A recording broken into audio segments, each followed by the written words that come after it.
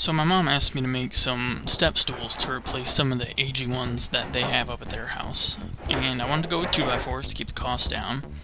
And to make it a little bit more exciting, I was going to do compound miter legs in towards each other 7 degrees and in towards the other legs 7 degrees.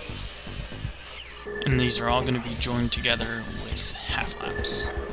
So I cut all the pieces to rough dimension, which I came up in my SketchUp file, and those are the rough dimensions you see stacked up there.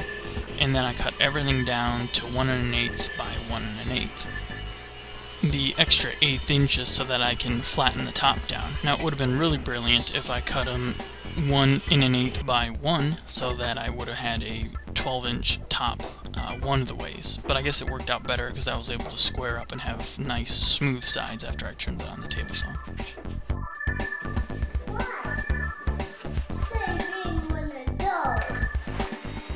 Planing the top down with new to me planer, and this one works so much better than the old one I have, which is going to be taken apart one of these days.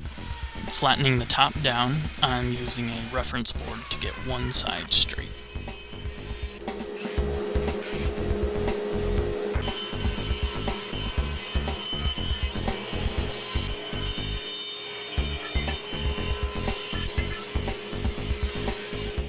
Back to the table saw, ripping 2x4s, this time to 1 1/4 by 1 1/4, and I planed one of the sides down to 1 1/4 to start with, to save me some time.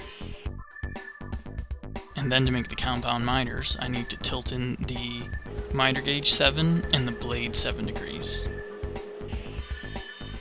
Cutting one of the sides and then sliding it down against the fence to cut the other side, and this gives you the perfect 7-degree miter, compound miter.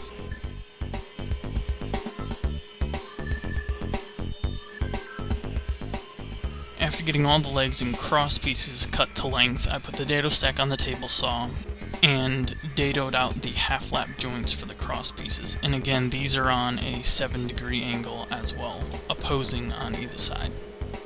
To make the half laps on the compound miter legs was a little bit more difficult because the half lap is in the middle of the leg.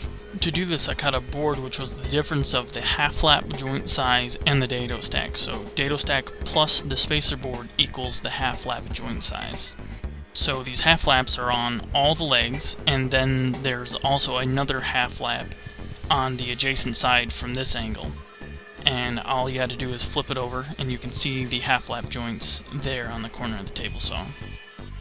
Now I'm cutting to 1/2 inch size a top square to hold the seat part of the stool down. I glued this all together, making sure it was kept very square using my 12-inch speed square.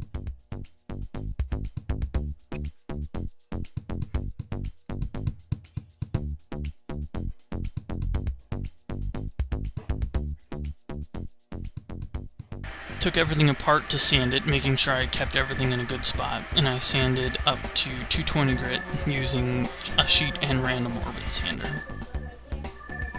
Glued everything together using Titebond 3 to give me a little bit more open time.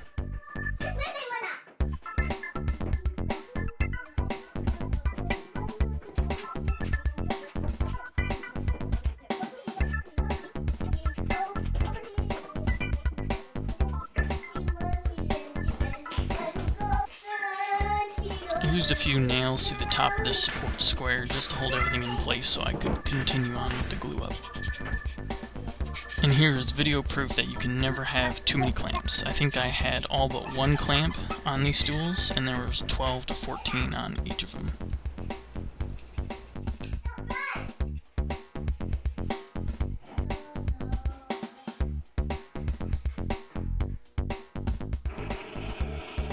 Put a handle in the seat part of the stool using the drill press and a jigsaw.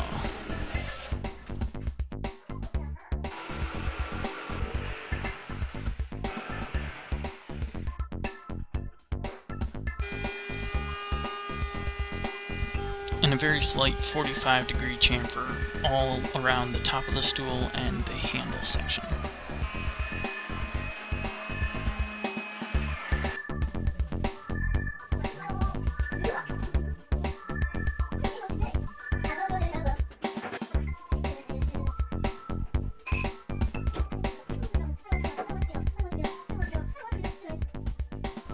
for the finish, we started off with Minwax Gunstock stain, and it turned out much more orange than we were expecting.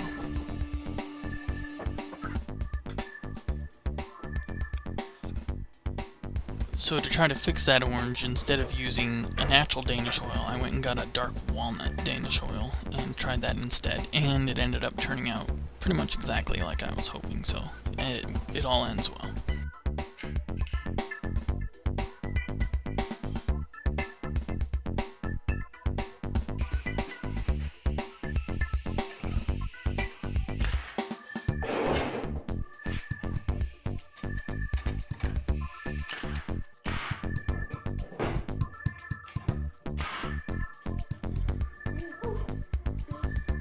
Serafina testing out one of the stools to see if they work, and it didn't break, so I guess it's a success. We'll see if my mom likes them. Put it on the counter.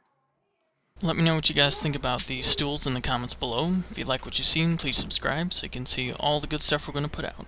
I'm Tyler, I like to do it myself, and we'll see you guys next time.